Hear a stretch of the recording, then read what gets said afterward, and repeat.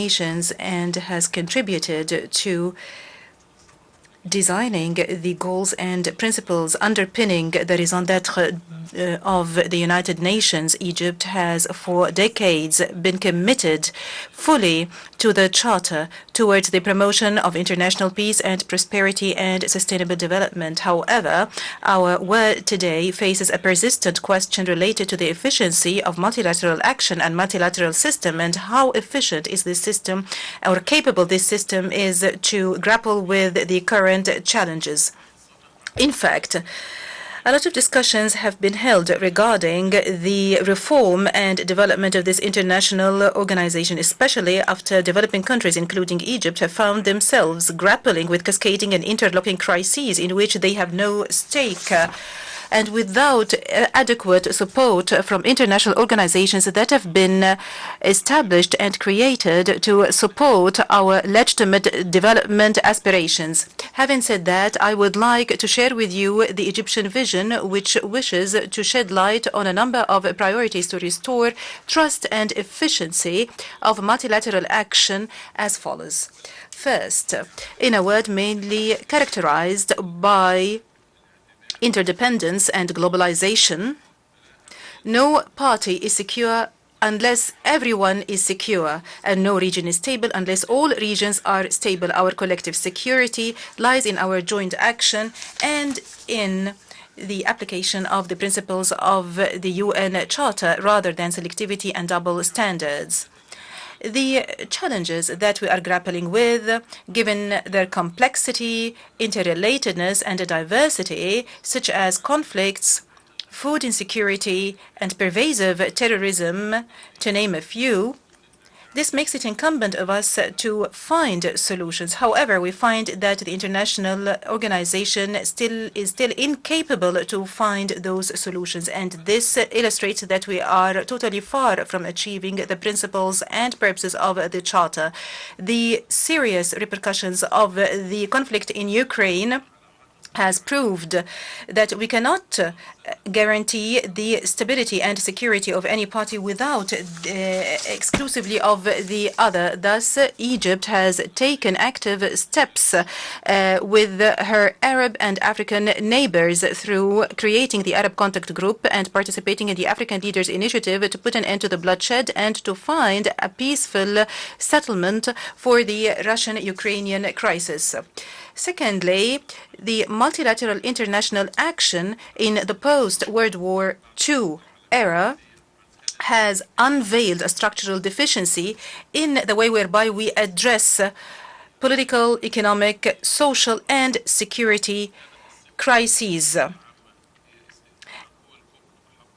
which was mainly characterized by the monopoly by major powers of the right to take a decision in total indifference to the aspirations of peoples and communities. And in this regard, we insist on the Iselwini consensus and the Third Declaration to undo the historic injustice that was sustained by our continent by way of expanding the African representation in the Security Council by securing 2 permanent seats for Africa with full privileges and prerogatives. Also, Egypt has supported the mechanisms towards promoting joint action with developing countries, and it was in the forefront of countries that founded the groupings of those countries, and we look forward to playing an active role in the BRICS to advocate the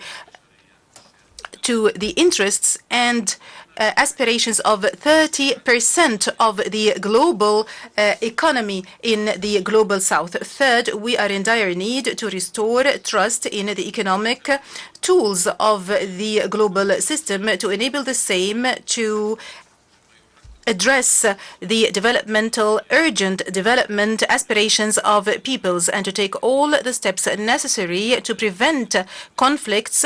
And this makes it incumbent of us to uphold the role of the international organization. And in this regard, it is very important for the international community to synergize its efforts and to take constructive steps in order to reform the international financial structure and to develop the international financial system to enable developing countries to regain and to go back on track of achieving the SDGs by way of promoting the financing tools, including the SDRs from the IMF, and this also calls upon us to look into the best ways of allocating those SDRs, in addition to the importance of shedding light and developing the practices of multilateral development banks by way of creating more financing tools such as concessional loans and grants, in addition to improving the access by developing countries to those banks according to their national priorities. It's high time we reformed the international, the World Trade Organization on the basis of rules. Actually, if we are speaking about acceleration of the achievement of SDG, this should be coupled with looking into ways to relieve poor countries of their indebtedness.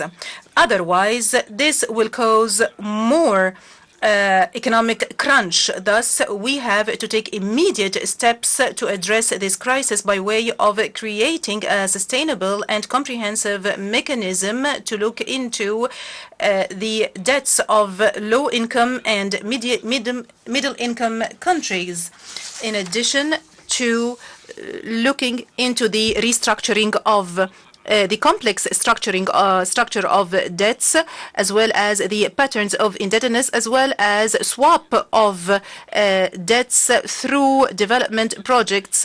This will eventually transform the challenges of debts into an opportunity towards just transition to green economy. Fourth, the world is grappling with an existential threat, namely climate change, as climate events has become part and parcel of our daily life, including floods, hurricanes, and drought. International reports stress that the world is not on track to address the climate challenge, especially in relation to the adequate financing for developing countries to support the implementation of their national pledges. And in this regard, and given the fact that Egypt is totally convinced of the importance of transformation, in Sharm el-Sheikh, in COP27, we managed to mobilize international consensus to achieve climate justice, and we reached balanced decisions based on the agreed responsibilities and principles as per the UNFCCC and the Paris Agreement, and through an as an international community, we managed to achieve historic progress as regards climate change, as well as the establishment of a track towards just transformation in development. Also, we focused on expansion of using renewable energy. As President of the COP, and given that the efforts made at present are not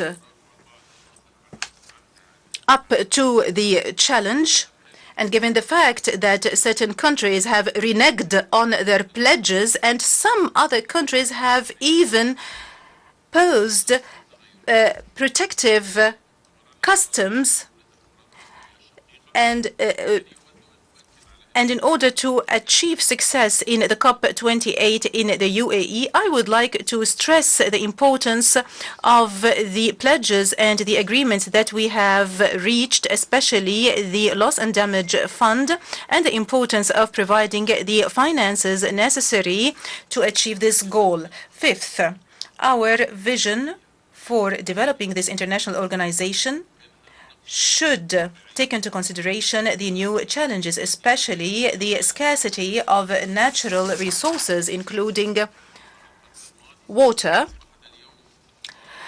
Drinking water, which was enough for about 1 billion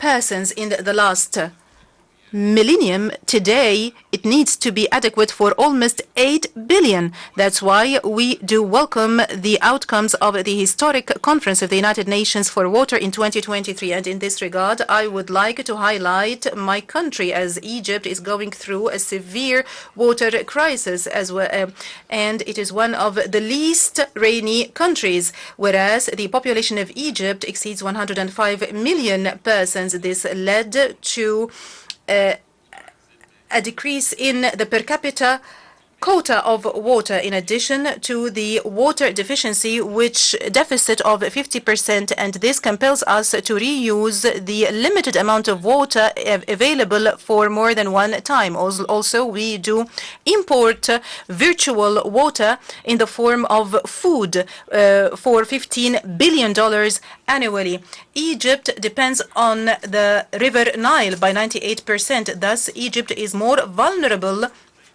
to any unsustainable use of the water of the river. And here I would like to stress our unwavering position, which is based on the international law, as we do refuse any unilateral procedures regarding the management of transboundary water. For example, the Ethiopian Renaissance Dam, which was created without consultation and without previous adequate studies or even other studies for the impacts of the riparian states. But even Ethiopia has gone further by filling and operating unilaterally this dam, thus violating the principles of the international law and the Declaration of the Principles of 2015 and the Presidential Statement of 2021. Notwithstanding these unilateral practices on the part of Ethiopia, Egypt is keen on seriously engaging in the current negotiations, which has extended for more than one decade, in order to achieve or to reach a binding agreement on the rules of filling and operation, which maintains the joint interests. And we continue honestly to work with Ethiopia to reach an agreement which takes into consideration the interests of Egypt, the Sudan, and Ethiopia. And it should not be erroneously thought that a de facto would be imposed on us. Sixth, one of the most important pillars of the international organization is that it can promote human rights, whether be they political, economic, social, or cultural, away from politicization or double standards. And I'm here wondering, what is the moral what is the moral evidence of the sublimity of one system of values as compared to others? We do warn against the phenomena of discrimination and hatred, such as Islamophobia, and the manifestations thereof, including setting the Holy Quran on fire, as these events are very dangerous. And in this regard, we would like to commend the Danish initiative. We also believe in the responsibility of the state and its institutions and its communities to promote human rights. Thus, Egypt at the national level has taken strides in promoting the rights of her citizens, and it has launched the National Strategy for Human Rights and the Strategy for Enabling the Egyptian Woman, the strategy of fighting violence against women. And Egypt has taken steps to enable youth as well as the disabled. Egypt also gives priority to the principle of citizenship, fighting discrimination, and protecting religious freedoms. Seventh, the United Nations have been created in order to spare and save the successive generations from the scourge of conflict. Notwithstanding the foregoing, the world has, through the last 78 years, witnessed wars and conflicts that have claimed the lives of millions of innocent people. However, this should not make us lose faith in the United Nations. And we do believe in the principles of the Charter. Thus, Egypt has for half a century been working to be a pillar of stability and security, and it was the first to make peace in the Middle East. And currently, we are very concerned regarding the practices of the occupation power in the Palestinian territories, the matter that might threaten the Aqaba and the Sharm el-Sheikh meetings and the outcomes thereof. And we do support the legitimate rights of the Palestinian people to establish their independent state on the borders of 4th of June 1967 with Eastern Jerusalem as its capital according to the Security Council and the General Assembly resolutions. And we call upon all powers loving peace to take this opportunity to salvage the two-state solutions. Egypt is also working towards creating peace in the Sudan, Libya, Syria, and Yemen according to the international law and the international legitimacy. And Egypt supports the efforts, the anti-terrorism efforts in Africa through our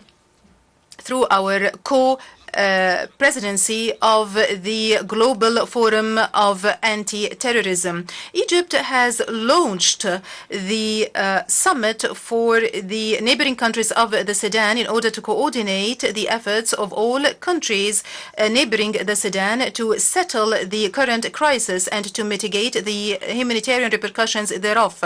We are also working towards a ceasefire and finding a sustainable political solution. Egypt also supports a Libyan political solution according to the principle of national ownership. Meanwhile, it's important to overcome the transitional period and to start and to conduct the presidential and parliamentary elections. Meanwhile, Egypt also stresses the importance of the withdrawal, the immediate and unconditional withdrawal of all foreign forces from Libya, as well as all the mercenaries from Libya. And we do renew our refusal and the categorical refusal and rejection of encroaching on the legitimate legislation role of the Libyan parliament. Ladies and gentlemen, in conclusion, that was our vision to restore trust in the multilateral organization by giving impetus to action according to the principles and purposes of the Charter of the United Nations and the rules of the international community, as well as capitalizing on the role of international organizations, chiefly amongst which the United Nations. Thank you.